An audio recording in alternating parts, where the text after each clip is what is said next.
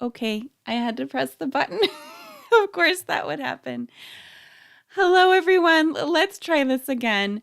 My name is Rebecca, and yeah, I guess I have to remember what I said and say it all again, right?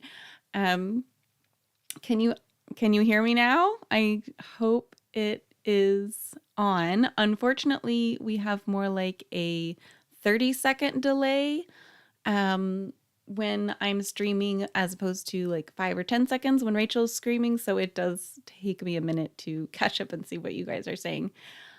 So after that excellent start, again, my name is Rebecca. I'm coming to you from Rankin Inlet, Nunavut, which is in the far north of Canada. So if you can imagine, like if you know where Fargo, North Dakota is in the States, if you got on a plane there and flew due north for 3 hours, you would get to my house. So yeah, it is in the Canadian Arctic, not technically above the Arctic Circle, but above the tree line. So it is too far north for trees to grow and is technically considered part of the Arctic. Yeah, thank you guys for letting me know that my mic was off and now I can see you. Thank you guys so much for being here. I see a whole bunch of you are here. I can't even name you all. But yeah, I'm just so excited to be with you live. This is my first time live.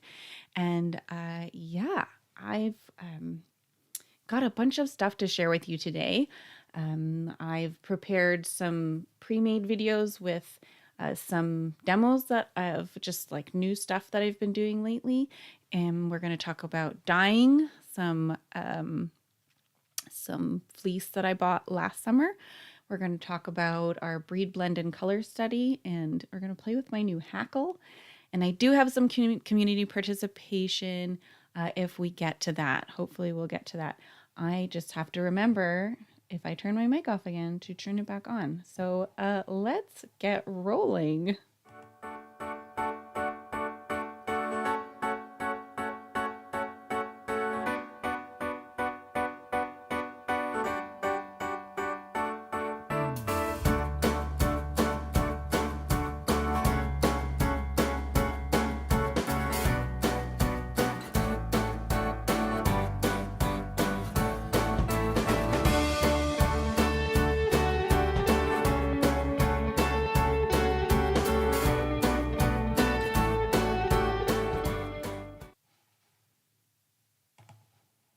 Okay.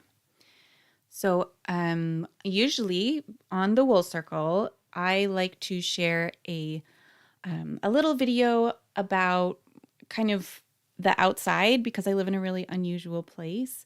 And I did just a short one this time because one thing that we do in Rankin Inlet is we have kind of our old water lake in the middle of town. We don't get our water from there anymore. It's far too polluted. But in April, they actually clear out a space and they drive the Zamboni over from the rink and they make a nice little rink for the kids to skate outside. And Diana has been wanting to go every day. So I made a little video about skating outside. It's a few different types of weather that we've had as far as being, overcast and what we call whiteout conditions, which is when it's so cloudy that you see no shadows. And so it's just white up top, white below, and it's really hard to navigate on the land, as opposed to a clear day when you can see shadows and navigate just fine. So without further ado, let me share that little video with you.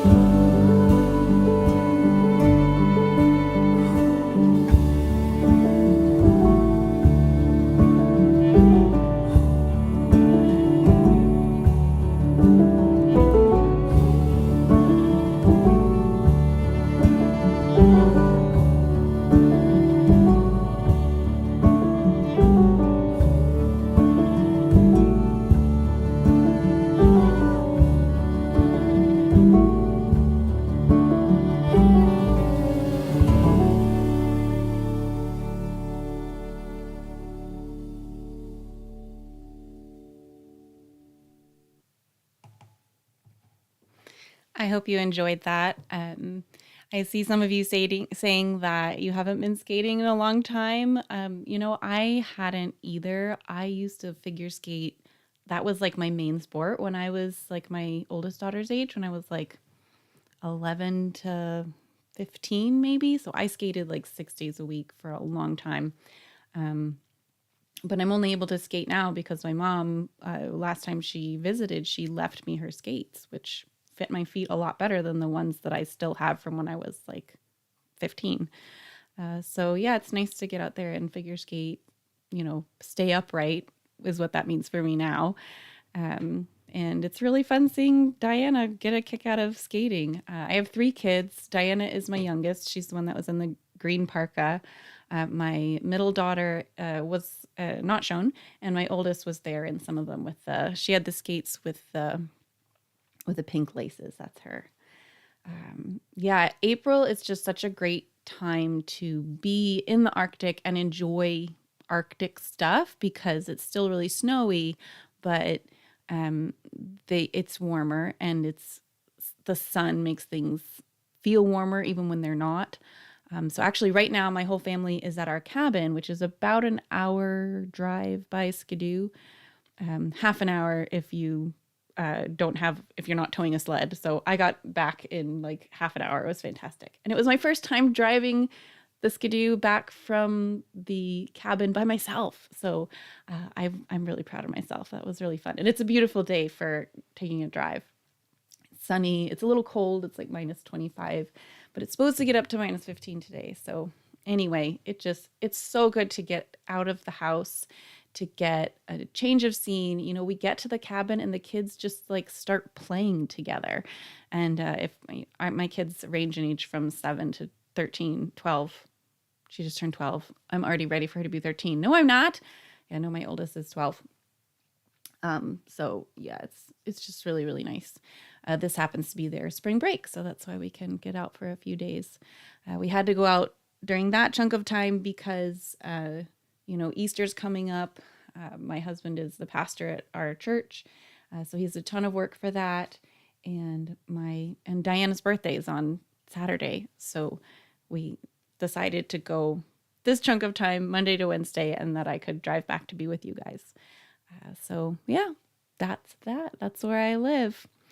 So I'm going to talk about housekeeping stuff, but while I do that, why don't you tell me which kind of segment you'd like to see first? I've got a big section on dyeing wool, and I've got a big section on breed and color studies and making them myself on the hackle. So while I talk about housekeeping, you let me know what you think. For housekeeping, I'm not going to go deep into kind of all the usual stuff that Rachel does. You know that we've got this stream and the Wool Circle alternate every other week. If you're interested in the Wool Circle, it is at the $10 tier on Patreon. And there is a free trial. So if you want to check it out, you can watch as many videos as you want during a free trial. Or if there's a topic in particular you are interested in, we can do that. This is a different time than we usually do. We usually meet 2 hours earlier, but we are piloting this time, honestly, just for my sake, because it's easier for me to be here with you at 2 p.m. Central Time. But do let us know how this time works for you, and we will take that into account when we decide what our May schedule is going to look like. But the usual time is more convenient for Rachel, so that's the most important thing. But let us know what you think, and we will get you updated on what the May schedule will be. The big thing that I want to plug is that we are trying something new, and we are going to do what we're calling onboarding calls. So as you know, we have like a ton of content here at Wool & Spinning. Rachel's been doing this for ages, and it can be hard to find stuff. And there's Patreon to navigate, and Slack, and the archives. So what we've decided to do is start every month. We're going to have a once a month meeting where anybody new can just jump onto Zoom with me, and I will take you through everything. I'll make sure that you can sign into Slack. I'll show you how to use the show you how to use Patreon, make sure you know how to contact Rachel, and make sure that you can, find our Ravelry group, all of that stuff. So that'll be specifically for new members. And the first one is going to be on April 30th. April 30th at this time, which is noon Pacific. So whatever this time slot is for you, this is when it's going to be on Wednesday, April 30th. So even if you're not new for this first one, if you are having trouble navigating all that stuff, I really encourage you to jump on. The times are going to change. Like, I've got a 3-month rotating cycle. So hopefully, no matter where you are in the world, there will be a time that you can jump on that works for you. So if that time doesn't work for you and you want to jump in, stay tuned. The time will be different next month, and we'll let you know when that is.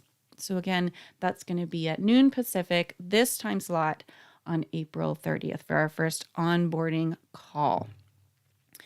So, oh man, I got 1 vote for dying from Sam and 1 vote for hackle from Evie. So, from Evelyn. So I guess Sam was first. Yeah, a little cold at -25. -25, you can go outside. Like, you can be outside and have fun for a little while. -40, you don't want to do that. -25 is great. Your car will still start. -40, you gotta like juggle whether your car's gonna start and all this stuff. It's a big pain. -25, that's like totally fine for us based on our infrastructure, our experience. And -15 is like glorious, especially if there's like sun and no wind. You can be outside for hours in that. And that's all centigrade. If Fahrenheit, once you get down to -40, that's where Fahrenheit and Celsius meet. So, forget it. But yeah, all of my temperatures are in Celsius, and I don't even know what those temperatures are in Fahrenheit. Okay, so we had, Lisa just says, no. Understood. Not everybody would enjoy living up here, and I wouldn't enjoy living in Florida. So there you go. All right, so I'm going to go with dying first, and I will let my past self introduce this, and I'll fill in after we're finished. Here we go. Hello everyone. I wanted to jump in quickly and talk to you about my dyeing plan before I really get started. So I pulled out all of my fleece that I want to dye. There are about 3 half fleeces and then 2 other like pound quantities, and I kind of grouped them into 3 sort of final products that I want to end up with. So I'm dyeing my Wensleydale fleece by itself, and then I'm putting together some CVM romeldale from Greta with some Clun Forest that was a hand-me-down. And I'm also putting together some tunis from my mom and some Clun Forest that I bought. And the reason I'm matching those up is because when I look at the locks, they seem similar. And I can show you that more another time. But what I did, this is something I've been wanting to do for a really long time. So way back in 2023, when I was kind of doing a lot of testing with the dyes that I bought, the jacquard dyes that I bought, I had made kind of all these like tests of each of the dyes at different depths of shade. And in order to sort of think through what shades I wanted to combine the dyes in order to make different dye stocks, what I did was I took some of those little itty bitty samples and I mixed them together by hand to make these sort of heathered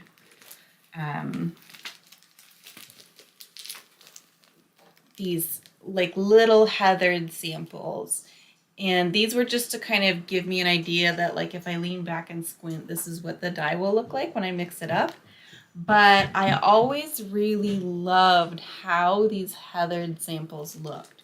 So what I did was I picked a few of my favorites from these. And I still have all my notes for what depth of shade I use, what the proportions were.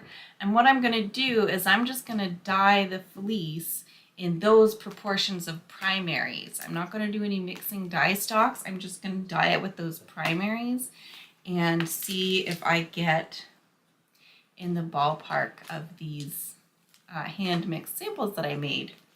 So for example, I chose this one right here. This is what I'm shooting for my Wensleydale. So I made a plan. On the back of this sheet, I have written down exactly what was in there. So this was 20% mustard yellow, 5% violet, 15% turquoise, and 60% brilliant blue. So I weighed up how much Wensleydale I had, and I separated it so that this is 750 grams. So this is about 60% of my total, and I'm going to dye all of this brilliant blue. And this is, I'm going to dye mustard yellow. And I've got a small amount to dye turquoise. And then just 5% of the total I'm going to dye violet. So I've got that written down on cards that have, you know, it has the weight and the percentage and the weight of dye that I'm going to use. It's all in here. And I also have a spreadsheet because it's me. And this has so many lines because it's all of the fleeces. I'm doing them all as part of this process. And I'm just going to put them all in a pot, just like dye them all solid shades, and just kind of do one pot a day. So yeah, I've already done some bright yellow Tunis, and next I'm going to do some mustard yellow Wensleydale. So I'm pretty stoked. Let's get going.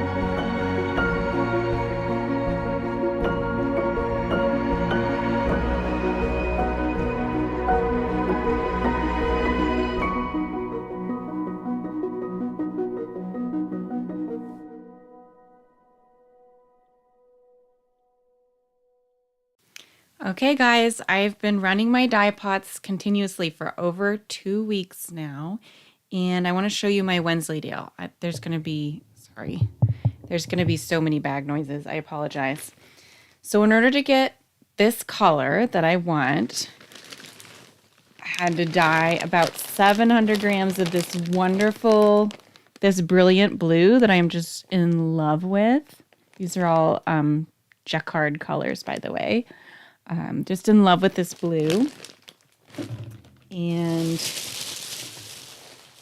a bit of turquoise. Maybe, what is this, like 175 grams of turquoise? I absolutely did rinse this, by the way, after that dye bath, which was, that's turquoise for you. And just a little bit of violet. Ooh, violet. And of course, the golden yellow that you saw from start to finish. So can I put these all together in the way that you can see them? Oh. So my plan is to hackle these together, to blend them on the hackle to get that nice sort of slightly greenish blue that's sort of almost peacocky blue. To do that on the hackle. And I'm so excited to get started with this.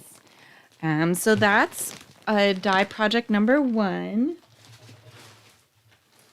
Dye project number 2 is putting together this Clun Forest fleece that I bought and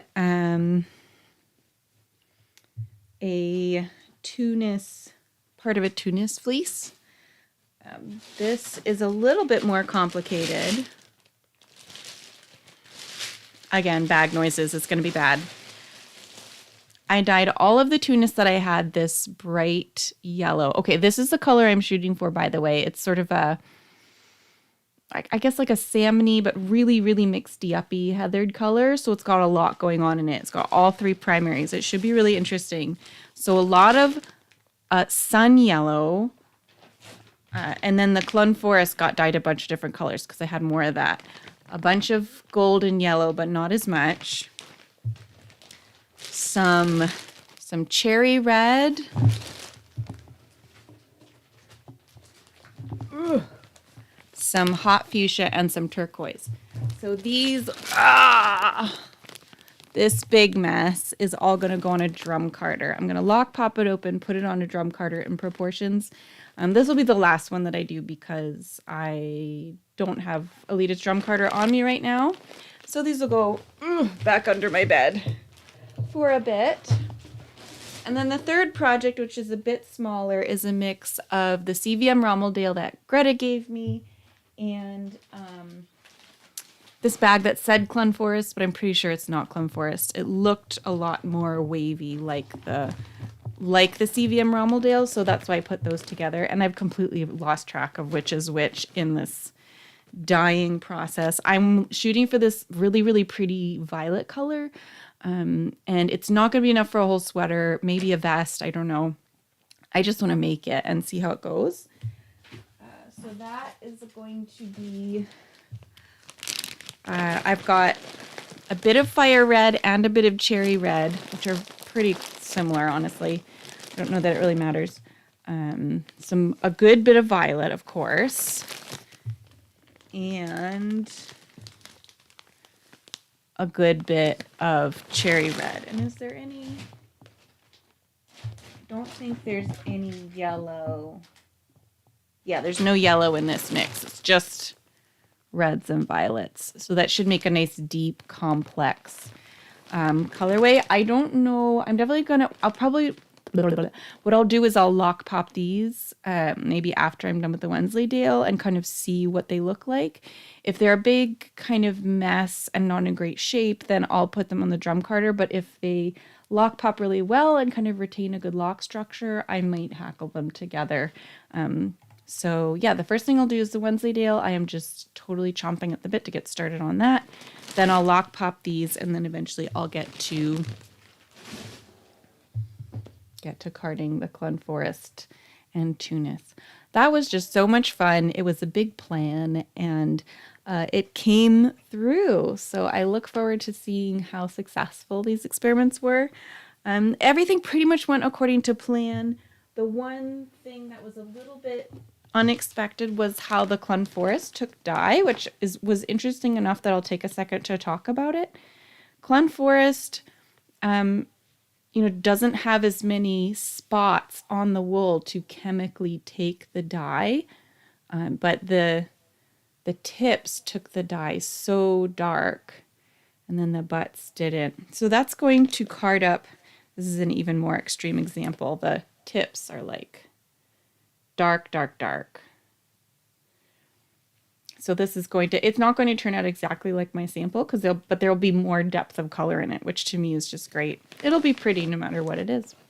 So yeah, let's see what happens next. Thanks, guys. All right. So let's see here. I have hackled together some of the Wensleydale so far. I don't know, this camera is not great, this overhead camera, so maybe I'll switch back so you can see the color a bit more accurately. It is, I would say, a bit bluer. It's not, you know what, when I hold up the original card with the Wensleydale, it is really close. It's hard to get it in a good place with the light, but I was actually surprised how close it was. It's hard to evaluate a color when it's in this nest and it's not like isolated out. That is challenging, but I am just thrilled with how these came out. So I did this. I had my hackle set up in the kitchen, which you'll see in a little bit when we talk more about hackling. And I got into sort of a really nice routine where it's like I would kind of pull out a hackle full. I did actually portion out, once I figured out how much would go on the hackle, I portioned out all of my colors into hackles full, and I've got them all in tiny bags so I can pull them out. So I get my lock pop set up right next to my hackle, and kind of one day I will pop all of the locks and put them on the hackle, and then the next day I'll do 2 passes to get them blended. It does seem to need 2 passes because I don't know why. It's like one pass gets it 90% there, but you can tell it's not quite there, and the second pass on and off gets it done. But I love how it's coming out. The crimp of the Wensleydale is coming through. You can see that it's still there in the roving, which is amazing. This is a long, long Wensleydale. We're talking 7 or 8 inches. So it's gonna draft beautifully, and it's gonna be so much fun. Let's see. Yeah, the blue, that solid blue was, Kendall says, oh, that blue. Yeah, every time when it was drying in the bathroom, every time I went in the bathroom, it was like, oh, that blue is so beautiful. And I was almost sad to see it get heathered into this, but this is what I wanted. This is 100% what I wanted. I wear a ton of blue all the time. It's kind of my neutral. I wear jeans every day, and I don't have that many blue sweaters. I'm like, I need to just have more blue sweaters. So that's why I chose this color. I just love it. Dion says that I may be able to just pick the Clun Forest because it's really blunt. Yeah, you're probably right. It's pretty short and it's so poofy at the bottom of it that just picking it might be easier than trying to fuss with the lock pop with it. But yeah, right now I am not dealing with the hackle anymore because we have a really small house, and I set up my loom first thing, and I wove a little bit, and I kind of promised myself I'm only allowed 2 workspaces in our house. So I've got my desk, and with my loom up, I was like, you know what? I can't take up 3 workspaces in my house. So I put the hackle away. I finished with my loom, because I was making a bunch of samples that I'll talk about on the next wool circle. And then those were done, I broke my loom down, and now I'm going to set up my sewing machine, do a couple of sewing projects, and then I can hackle again. So I kind of have like my spinning and my knitting, and then I'm allowed one other thing, just for my own sanity. I used to just sort of take over the house with all my stuff, but now I've got 3 kids that also like to do projects, and they will just start projects and leave them everywhere because that's what they see me do. So I've got to exercise some self-control. So it was really fun. It was just like 15 minutes a day of just swapping out the dye baths, and Diana really liked to help, of course, so had to be, really careful and follow all the rules. I only got dye on a couple of my sweaters. Let's see. Any other question? Lisa asked if I have to worry about septic or anything. We do have, our whole community has, I guess you'd call it city water. We're not a city, we're a hamlet, but we have a utilidor running through the whole town. So we don't have a septic system. I do try and make sure that dye bath is exhausted, but that's kind of all I can do. So we have a utilidor, so I don't have to worry about the groundwater. Sam says my husband refers to our house being my craft room with a kitchen and bathroom attached. Right? Yeah, I know. I fantasize about just like having another house that is my studio, and this is the one we live in. But I like to take over. That's just what we like to do. Christine says her older daughter is coming home tomorrow for a few nights, so the wheel, loom, and utility cart are now in the bedroom. Yeah, whenever we have a guest, I have to somehow clear this room enough that we can get the aero bed in here, and it gets tight. We don't have a lot of overnight guests for that reason. So yeah, a lot of us have small houses, and even if your house isn't that small, you still have to navigate. Our hobbies have a lot of stuff. They have a lot of stuff involved. So yeah, that is how that is going. I'm looking forward to getting back to it, but I am enjoying what I am doing as well. So speaking of hackling, let's go ahead and talk about our breed, blend, and color study. So I'll switch the cameras again.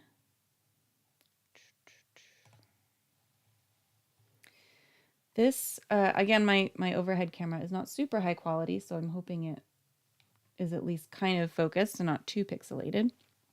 These are my breed, blend, and color study yarns so far. Megan sent me one of each braid, and I'm making them all into sock yarns. This is the fireside, which is so dark on this camera, but it's much more interesting in person. As you know, I spun this up kind of randomly, and I just stripped it down in like quarters, and I tried not to have them line up implying too much. I wanted them to mix up, and they did mix up to a wonderful kind of brown that has these highlights of kind of a lighter tan, and of course the red throughout that I really, really love. I would wear this color as a sweater in a heartbeat because I love browns, these complex browns. I did spin it a little bit too thick. I struggle sometimes to hit that sweet spot of having singles, kind of, I have my default and I have where my default wants to be, and tweaking that is pretty difficult for me. So this is only 200 yards of, I think I said it was 16 wraps per inch. And so I'll definitely get a foot out of this without a problem, get 2 feet out of it, but I might need to steal from other places if I want to have any cuff. And this is the deep freeze that I just finished a few days ago. This one is also a 4-ply. It is a Hauser yarn, and I worked really hard on hitting that sweet spot, and I'm really excited that I seem to have hit it. I haven't measured wraps per inch, but it is the same weight, and I've got more like 260 yards. So I'm very, very pleased with that. And I did spin it fairly differently. I talked a little bit about this on the wool circle last time, but because when you're spinning long fibers, you have to hold your hands fairly far apart. Because if you're spinning on two ends of the same physical fiber, if you're trying to pull on both ends at once, you'll get stuck. It won't draft. And a lot of times when something feels hard to draft, it's really just a matter of having to move our hands farther apart. With the fireside, I was drafting a large enough amount with each draft that I was holding my hands fairly far apart in order for it to draft smoothly. But for this guy, because I was drafting so few fibers with each draft, I held my hands pretty close together and I could spin across the top. I didn't know I was going to be able to do that with this fiber, but I did, and it was great. So I'll talk more about breed blend and color studies when we get to community participation, but I'm very happy with how this turned out. I did spin it as a gradient, so it looks like one skein, but it's actually two. I broke it into 8 pieces, each with a light to dark, and I spun them each light to dark and put them together that way, so that when I knit the 2 socks, they should go from light to dark up the cuff. And I wanted to preserve just those very, very subtle differences in color, because that is so much of what I see in my deep freeze land. Is there's white for sure, but especially when the sun is low on a sunny day, what you get is a whole bunch of blue shadows and just lots and lots of variations in blue. So I was very happy I was really happy that Megan chose to make this color with the variations of gray blues in it. And I was very happy to spin them and try and preserve those colors. Lisa says, so far with the breed blend, I have found it doesn't like me going too thin with it. Yeah. I mean, I went too thin for one sample and made a 4-ply lace by accident, but it wasn't fun. And yeah, so I'm wondering, Kendall asked, what is too thin for you, Lisa? So I am wondering what was too thin and what that meant for you, what was it doing that you didn't like? So anyway, Megan dyed this wonderful fiber for us that is a 40% Wensleydale, 40% oatmeal BFL, and 20% mohair.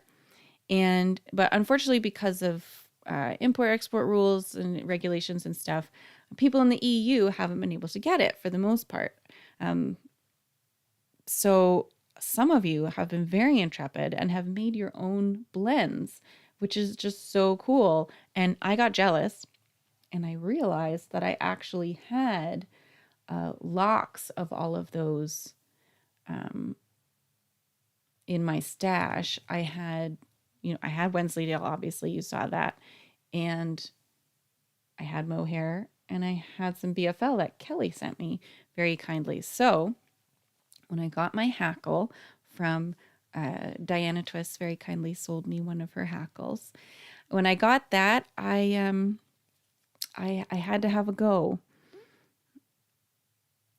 Okay, Lisa said I'd have to look, but my singles were thicker than Rebecca has here. By too thin, I mean I seemed to reach a point where I felt like I was fighting with it, whereas just drafting a bit more worked. That's interesting. Yeah, your mileage may vary. It's an interesting blend. It's a very interesting blend of fibers that are quite hairy and fairly long. So yeah, so your mileage may vary. I've really enjoyed this. So, but I know that not everybody has, so I totally respect that. But anyway, I do want to talk about, I'm just going to hit go on this and we're going to go right to the hackle and then I'll tell you how it's been to spin. So as we get started, here I'm just showing off the 3 fibers that I'll be blending together. The Wensleydale closest to me, you can see, is very long and wavy. The BFL in the middle has a shorter crimp, is a shorter lock and a shorter crimp than I would expect for a BFL. Not that I have a ton of experience with BFL fleece, but it is only a maybe 2 or 3 inch staple, whereas the Wensleydale would get up to 6 or 7 inches in some places. And the mohair is this very soft, like baby soft. I think it might be kid mohair. I got it in a D-stash. I don't know much about it. It's pretty disorganized and hard to deal with, but very soft and fairly long. So the first step in my hackling process here is to pop all the locks. This is very time consuming, but I found it just super helpful with making the actual hackling process, or combing, this applies to combs as well, just makes it much more pleasant, makes for, kind of gets a lot of the waste out of the way, and just super positive. This is how I actually got sold a lock pop. I was at the Cleams and Cleams booth at the Maryland Sheep and Wool Festival, and I was thinking of a lock pop as being primarily for popping things open that you were going to put on a drum carder, because drum carding involves a lot of teasing. But this person popped open some Wensleydale locks and put them on a comb, and it just blew my mind. So I started off by popping a sort of row of BFL locks, and just putting those across the bottom. The BFL was very easy to pop open. I had washed this by hand at home, just in my sink with my usual method. The Wensleydale I found is much more challenging to pop open.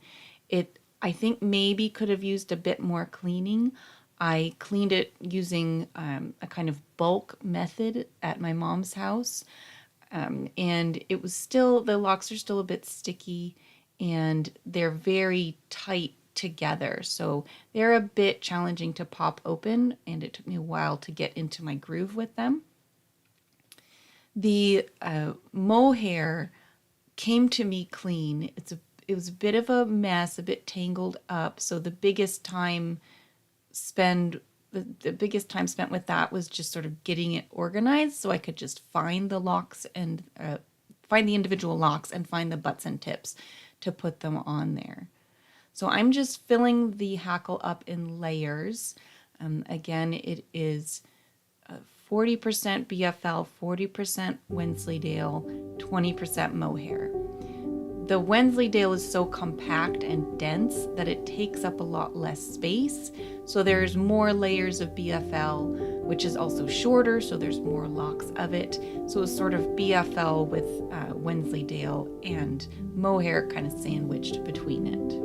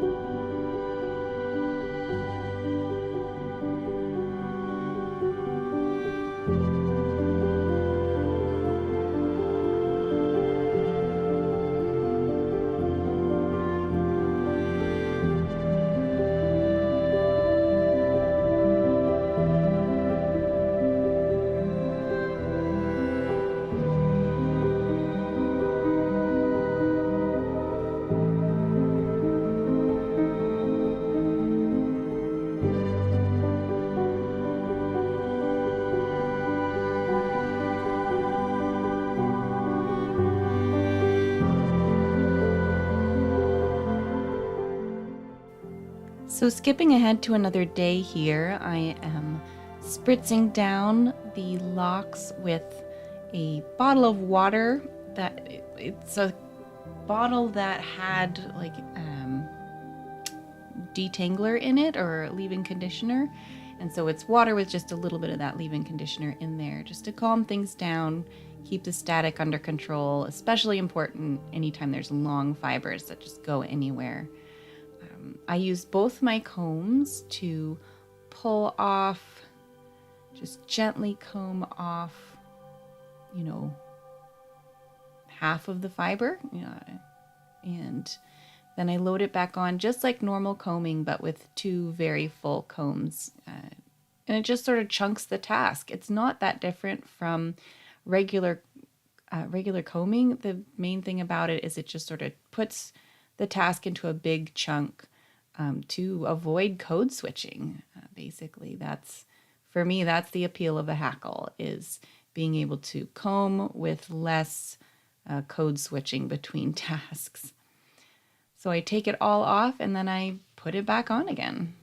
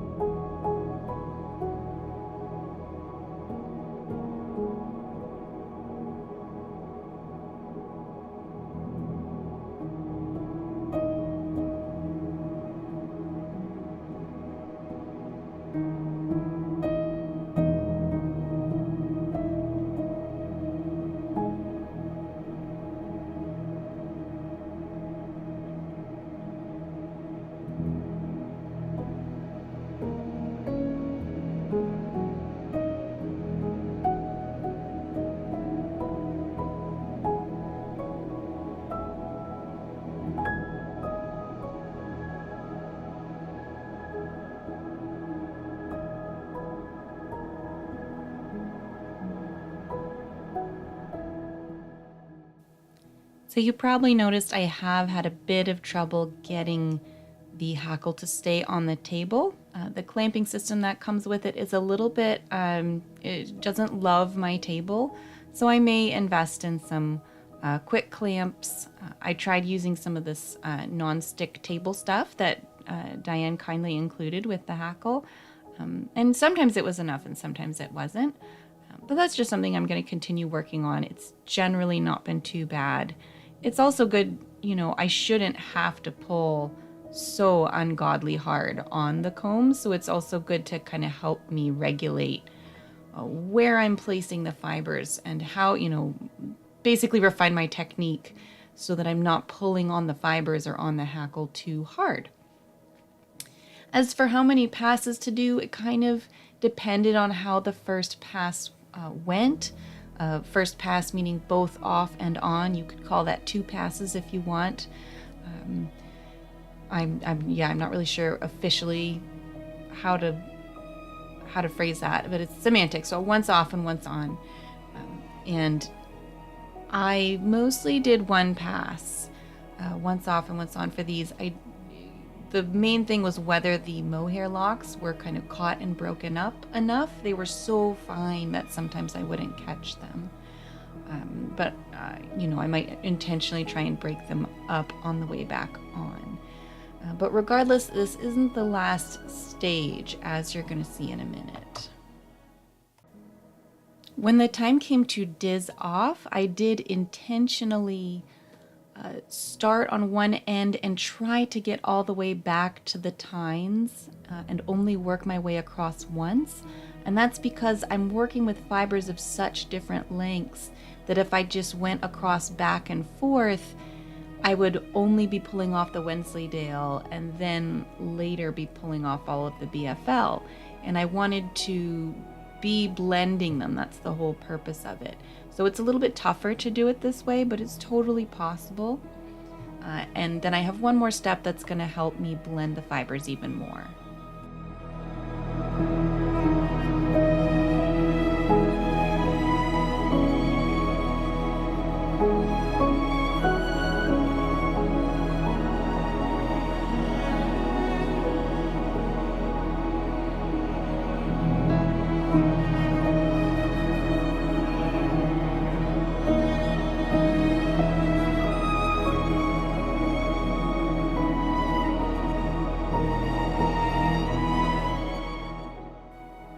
So a final step in either combing or hackling is to plank the fibers. And that is when you have your dizzed, your almost finished diz top, and you break it into smaller lengths like I'm doing here, and you lash it back onto the hackle, and then just you can comb it again, or what I'm doing is I'm just dizzing it right off again. And what that does is it blends your short and long fibers.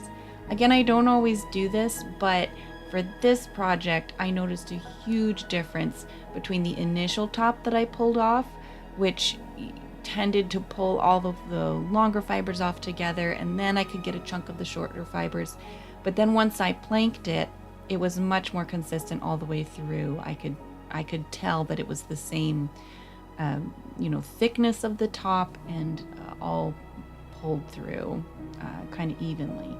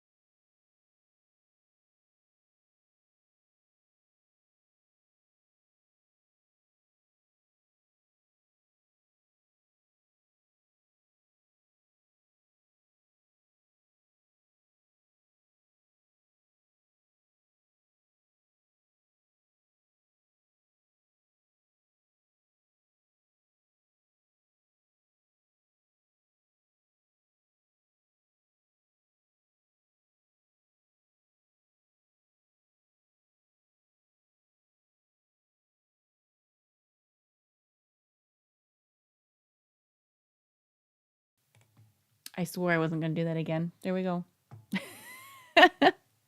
Very expressive hands. Yes, there we go. Thanks, guys. I wanted to go back quick to talk about our breed and color study yarns first. Our commercial top that we've been working with. Lisa said a little bit more about how she was struggling to. I believe I don't want to speak for you, but it sounds like you kind of were struggling to find a rhythm with your top, and going thinner felt like you were fighting with it. And she said it was hard to keeping my hands far enough apart and treadling slowly enough to draft consistently, whereas going a bit thicker gave me much more of fluid experience. And, for me, spinning is all about flow and being in that flow space. And if you can't get there, then it's not fun and I don't want to do it. So, good job finding a way to make it more enjoyable for you. So good job. Some of you, let's see, some of you steamed it beforehand, which and had good results. And I did want to shout out Dion using Diz and dizzing the fiber off a hand card, or I believe you usually use a blending board. Correct me if I'm wrong. I might actually try that. I've said that I didn't want to do that because I thought it would like fall apart a little bit, being a longer, more open. I find the top a little bit more open. But I think I might try it because Dion got such great results, and I'm always happy to be wrong. Yeah. So to talk about hackling and the difference between like a hand pulled blend and a commercial blend, this feels so different to spin. Like night and day different to spin. I enjoy this. I really like long wools in pretty much all their forms. But when they make commercial top, they being I know not whom, they put the wool through more chemical processes. The washing is a little bit harsher, and they have to a lot of times they'll put the wool through a really strong chemical bath in order to actually dissolve the VM that's in it, the vegetable matter. And it's just way harsher on the fibers. And I have noticed that, some of the fibers kind of break a bit, and it doesn't act quite as long woolly as I might expect. And that's fine. Like I still really enjoy this, but it's just completely different with a fiber that you've, mostly washed yourself. It's just so smooth. It's so smooth. I know that the fibers are all going the same direction. I aligned the butts and tips and kept it that way. The one thing about it is that because I was blending two fleeces that had quite different staple lengths, that's the main thing I was trying to manage. A lot of people in my situation might just cut the Wensleydale in half, and then you'd have, staples that were the same length, or just cut them shorter. Like you can totally do that. Nothing wrong with it. I chose to keep mine the same length. And what I'm finding is that as I draft it, I have to hold my hands quite far apart for a while because I'm getting mostly Wensleydale. And then after a while, my hands have to go back closer together. And I know that I'm mostly drafting BFL. I reached out to Rachel about this because I'm like, am I doing this wrong? Did I need to blend it more? And she said, no, that's why people cut their fibers, is because you run into that problem. It is blended enough. I lied in the video. I did, I think, mostly do 2 passes. I didn't do 1. I did 2 passes and then a planking. So, it, again, it feels like 1 pass gets you most of the way there, but you just feel like it's not quite all the way there. And the second pass does seem to make enough of a difference that it's worth the time. Once you've spent that much time on it, it's kind of like, what's a little bit more? And the planking is really fun because when you just like throw it on there and diz it off like I did, you can like comb it off and put it back on when you're planking. That's, I believe, how Kim McKenna does it. I hope I'm not misspeaking there. But just throwing it back on and dizzing it off is really easy and satisfying. So I enjoy that last step a lot.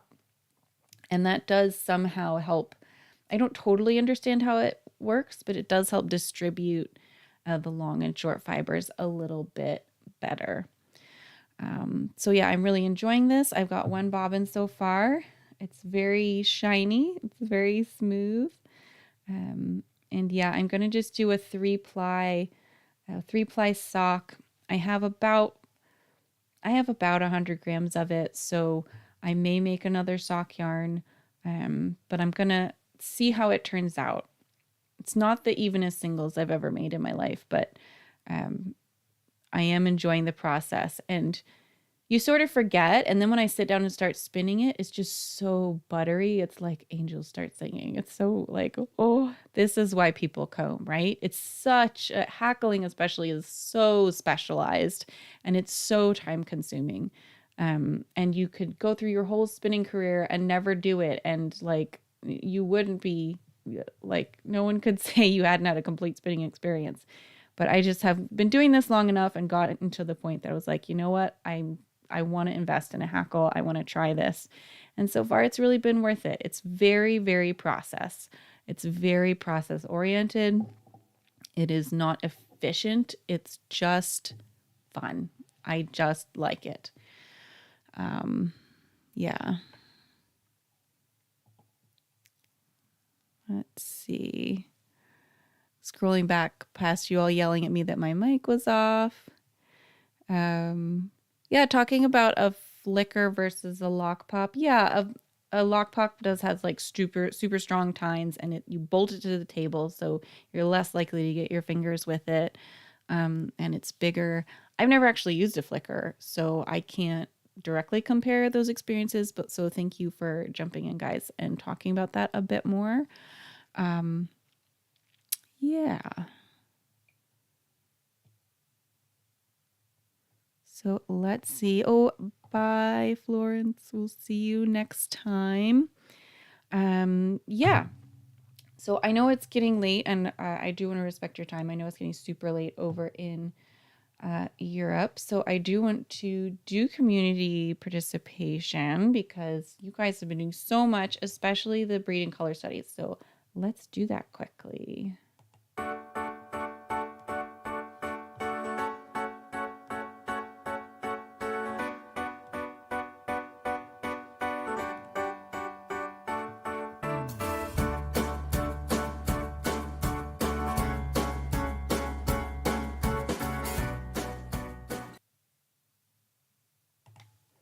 Okay, mic is on. Hopefully nothing happens. I'm just going to make sure I can see you. There we go. Get you out of the way, and then I can see you and everything that's going on. There we go. Okay. Yeah, Sam says the sheep took a year to make that fleece, so why would we rush it? What a great perspective. You know, I really struggle because there's so many things I love to do, and you know, there's only so many hours in the day, but yeah, you just gotta enjoy the process and let it be what it is. Okay, so let's see what you guys have been making. Jumping right in with the breed, blend, and color studies. I had a lot to catch up on. You guys have done so much. This is from Mary. She said this is her Finnish breeding color study spin, 200 grams of deep freeze. The control card gives all the details. What a great spin, she says. The yarn turned out silky and strong with a good heft for an opposing ply sock yarn. Thanks, really enjoying it. Thanks for letting me play along. That's fantastic. And I love that you went ahead and did 200 grams to make sure that you have enough for some really substantial socks, and you got 506 yards out of it. So that looks really great. And she chain plied it. So she also is preserving the colors in that. It looks like, no. It was an opposing ply. Opposing ply is what you said, and then a little bit of chain ply at the end. Just reading your card right off my screen. Okay, this is from Emily. She wove with hers. Check this out. Emily says, "Hi all, amazing to see your work. I flew through but made a 2-ply with all the colorways together, each with itself and with each other. I have a lot to learn about spinning the long wools, but the videos help. Then I wove on my rigid huddle loom a good chunk of fabric using semi-solids I dyed that I had laying around in my stash. I also have a lot to learn about weaving. It's a pretty sturdy fabric now. So now what to do with it? Love it. I love this. I love the stripes that you got. I love your little ball down here. You can see how kind of this progression of colors is that you applied them with each other and with themselves is really, really cool. And weaving, yeah, I've done that so many times lately where I've wove off a piece of lately in the last like 3 years. You weave off a piece of cloth and then it's like, oh, what's this? And yeah, Rachel and I talked about that on the radio recently, and we just sort of decided it's a bag. If you don't know, make it into bags. So, or as my very northern 7-year-old says, bag. Make it a bag. This is from Ellie Ann, and this must be, I've been calling you Kendall. I think that's you, Ellie Ann, in the chat. She says she finished her first breed blend color study skein. I bought 2 rovings of winter morning and 2 rovings of deep freeze. Decided to make a 4-ply yarn, including a single strand of light gray from the Norwegian blend Gray Troander. I hope I'm saying that right. First skein is made with 3 strands of winter morning. I'm not going to read all of this, but she went to town and made a bunch of these. She made 6 pairs of slippers using different combinations of gentle morning and deep freeze. And wow, they look incredible. I love that you added that gray single in there. It really adds a little something something to it and helps unify, I think, the gentle morning. The gentle morning has a lot of contrast in it and the deep freeze does not. So adding that gray in there really brings those colors together. And I think that looks really, really neat. And you just went to town knitting all those really cute slippers. So wonderful job. This is from Dion. Right here on the left is her sample skein of all 3 colorways that she put back on the wheel to add more twist. She says, I've noticed that this blend seems to lose a lot of twist in the finishing. The second, this little skinny one, is my attempt at a bubble crepe yarn that went oh so wrong. When I took the 2 skeins off the Nitty Naughty, it was a curly mess. Washing did not improve it at all. I spun the first 2 singles Z, the third S, and then plied S. I reversed the order recommended by accident. What I do love about the second sample is the combination of 2 singles of winter morning to 1 of fireside, which is a really neat combination. And that's what she did later for this bigger skein, spinning 2 braids of winter morning with 1 of fireside. This is a really cool combination. It kind of makes the most of those huge value differences, especially in the winter morning. And then the reds really pull out that pink. The pink and purple are enhanced by the red. And it's definitely not too brown. So this is gorgeous, gorgeous Dion. From Simone, is this not the cutest thing? She said, big thank you to Dion, who said she digs the braid to spin it finer. This is a great picture she threw in of her doing that.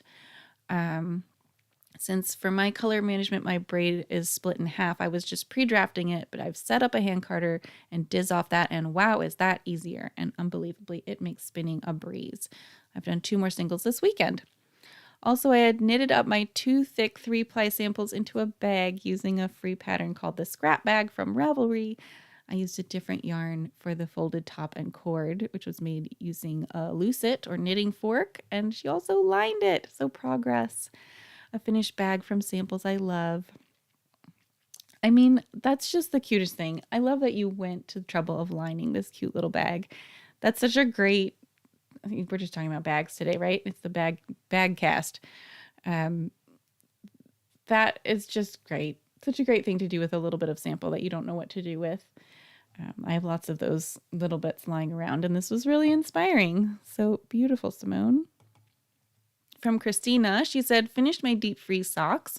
The color is hard to catch. I'm surprised at how gray they look more in certain lights. They fit well, but on my first walk wearing them, I had trouble resisting ripping the skin off around my ankles. They were so scratchy. However, I persevered and they got slightly better. I'm going to try them again today. They weigh a total of 82 grams and use 210 meters. That's great yardage, by the way, and great to get that much sock out of only 210 meters of yarn. They look super. I I hope they grow on you, but don't hurt yourself. This is not a soft. This is not a super soft fiber, and we kind of knew that going in. But yeah, I do hope they grow on you because they're really beautiful. Um, yeah, I love that you put these on a pair of jeans because depending on whether it was the lighter part of the skein or the darker part of the skein, it would completely blend in with my jeans. I have like a lighter pair and a darker pair that I sort of alternate, and the light part totally disappears into my lighter jeans and the dark part totally disappeared into my other jeans. So yeah, they are very, very blue jeans colors. Yeah, and I think they look great. You were surprised at how gray they were, but they're so nice. I love gray blues. Okay, this is from Pauline. She also did an uneven mix of two different colorways. She made a cabled yarn, totally cool, split her braids into 4 strips, split horizontally, and she used 3 strips of deep freeze plus 1 strip of winter morning, a total of 87.8 grams and about 16 wraps per inch. This looks so cool. Isn't it interesting how the deep freeze does something totally different to the winter morning than the fireside does with the winter morning? That's just really, really neat. I love how the pink stands out. That again, that pink in the gentle morning is really what, or I keep saying gentle morning because that's a sweater pattern that Rachel's made. Winter morning, that pink is what I love. And I'm so worried about it getting lost, but I love how that pink really stands out in your yarn, Pauline. So great job. That looks so beautiful. So these are some general makes and shares. I will share these with you. This is from Sam. She made Naughty Gnome. And he has a little stitch marker best friend, Ducky. I think that's really cute. My husband got me the gnome book for my birthday, so I really would make some gnomes, but your gnome is the best. Best gnome being out in the garden. And your garden is lovely too. This is from Kat, who's got 1 pair of finished socks and another cast on. She dyed the one on the right that she's working on, and is talking a little bit about the spinning process, but beautiful sock yarns. Kat. Yeah.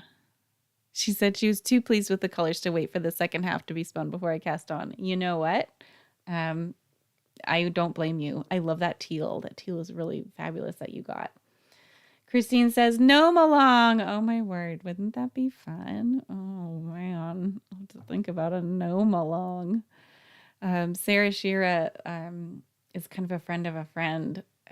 She lives down in Winnipeg. Or not Winnipeg, but the Winnipeg general area. So I've gotten to hear about her through a friend, and I'm excited to get with the gnoming. This is from Taji. It was so nice to see her wearing her amazing hat. She says, I definitely remember sharing with you guys when I cast this on in October of 2023. Well, it's finally done and on my head, and I feel very cool in it. Hand spun Musselburghs are a treat. Yeah, I love Musselburghs. I love the hand spun. Yeah, this is so pretty, and you look so smart wearing it, Taji, with your teal dreads, looking awesome. From Dion, she's talking about the big projects episode that Rachel and I did on Woolen Spinning Radio, and she talks about how she often finds herself falling into big projects. She says, I love to experiment and see the what ifs, and so that's how this sample blend turned into a mammoth project. I took 50% Montadale and 25% of cotton hemp and blend them all together. And I don't want to read the whole thing because it's a lot, and I know we're already running out of time, but yeah, she made these gorgeous bats with some silk in there and the hot pink.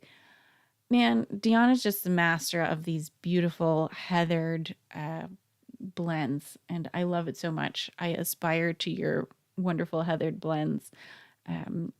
I love the pink, and yeah, so a big project as an experiment that just took off and took on a life of its own.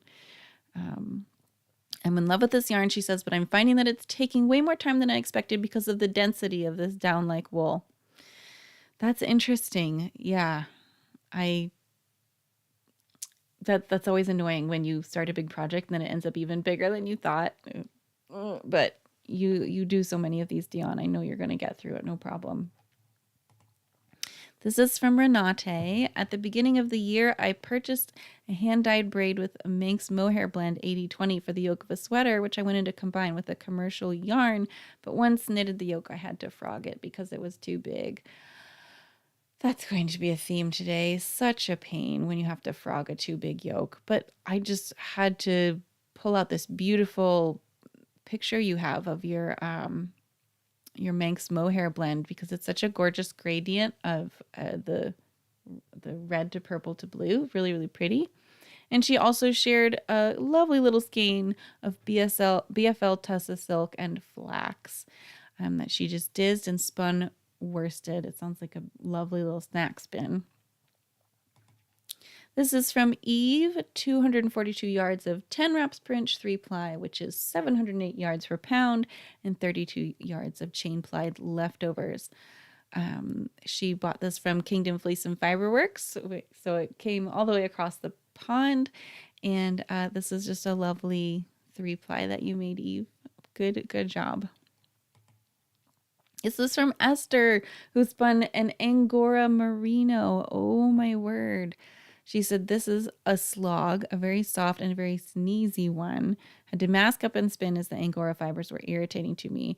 Plus, it is pollen season here, so I'm sure it was worse reaction than normal. 760 yards, and that looks like a 2-ply out of 82 grams. Oh my goodness.